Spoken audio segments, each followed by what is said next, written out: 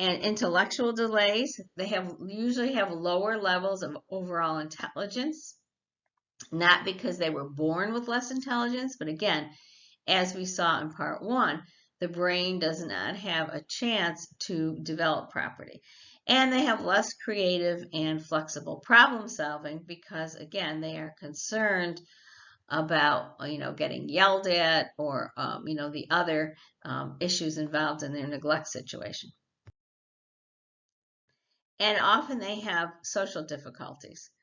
They have fewer positive behaviors toward their peers, again, because they have not learned correct and good social interaction. And they initiate fewer interactions because remember, one of the challenges of childhood is developing how do you interact with others, and they have not had positive interactions, so they don't know how to initiate these positive, any kind of interactions. And they engage in less complex play, which means they're not going to try new play activities, again, mostly because out of fear. And then these are just some of the normal skills and categories that children are supposed to, develop and participate in, and that's, difficult for children who have been neglected. And then emotional and behavioral challenges. As you can imagine, they're apathetic. They tend to withdraw from their environment because, the people in their environment have not supported them. Often have low self-esteem.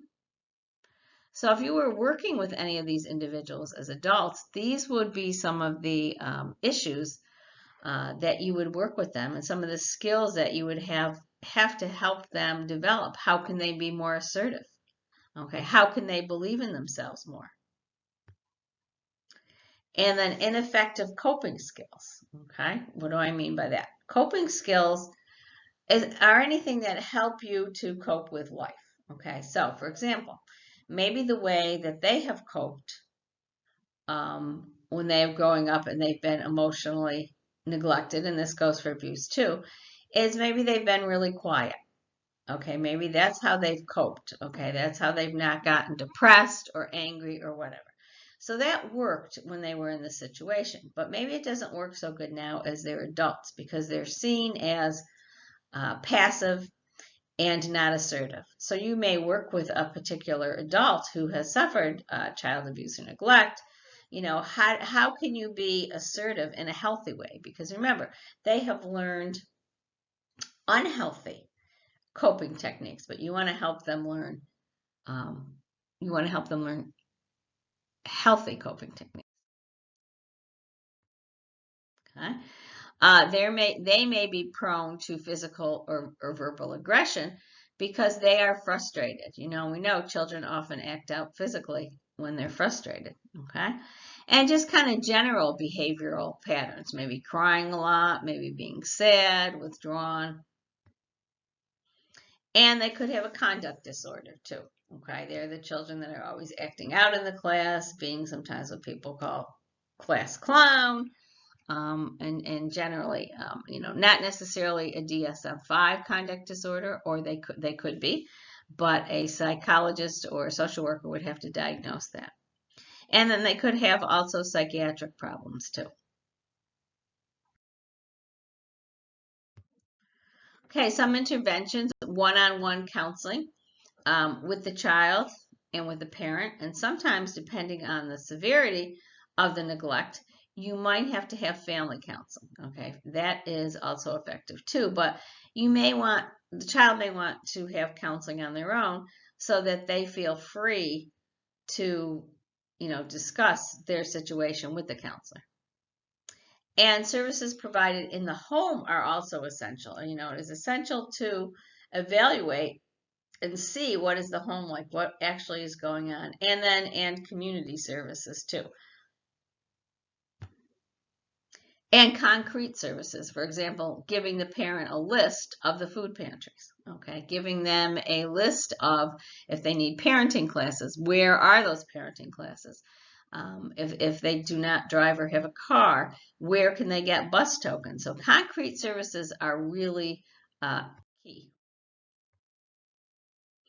And social support interventions, maybe they're lonely and isolated and they have no connections. So how can you connect them up with a parenting group or even a recreational group? Maybe they like, crocheting or playing basketball or something. So how can you connect them up with other supports? Developmental remediation, maybe that's the issue with the child. Maybe they have a speech delay. Where does the parent go to help get speech intervention for the child? And other cognitive or behavioral interventions. So you have to figure out exactly what is the cause of neglect. Okay, and then once you figure out the cause of neglect, then to be able to get the right services for the parents.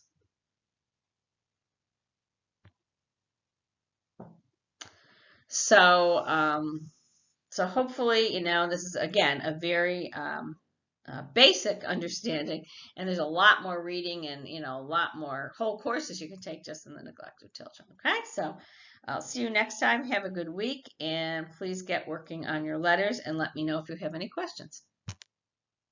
Oh, one last, family-focused interventions, which I already had mentioned that, okay? So sometimes counseling with the whole family is appropriate, sometimes it isn't, but you have to figure out which one is, what is the particular situation. Does that warrant family-focused interventions?